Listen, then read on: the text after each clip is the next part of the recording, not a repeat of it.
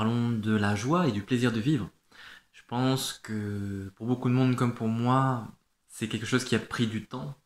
Un certain cheminement a permis de découvrir que dans l'existence, il y a un moyen d'apprécier des choses et que ça va pas forcément nous tomber dessus, mais qu'on va le provoquer, le créer au fur et à mesure.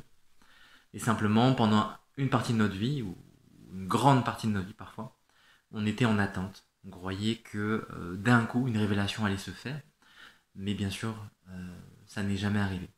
Sauf que, progressivement, on a appris à goûter les choses, goûter le monde et découvrir en nous cette joie, ce plaisir de vivre qui sont une expression simple de notre nature humaine, mais qui ne viennent pas de quelque chose à l'extérieur. C'est quelque chose qu'on doit découvrir en soi et que l'on ne peut pas apprendre euh, sans se confronter à notre propre misère, à la souffrance des autres et de nous-mêmes, et découvrir qu'il n'y a pas quelque chose que l'on aimerait faire, mais plutôt que c'est en aimant que les choses deviennent agréables.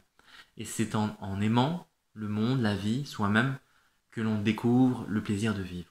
Et ça, c'est quelque chose qu'on a parfois du mal à comprendre, et comme je le disais, qui est souvent inversé. On est en attente de cet amour, on croit qu'on va le recevoir, et bien on est déçu à force d'attendre, puisque le monde ne nous donnera jamais ce qu'il n'est pas, et il n'est que en fonction de notre regard, de notre perception. Donc s'il n'y a pas d'amour dans notre regard, il n'y a pas d'amour dans le monde.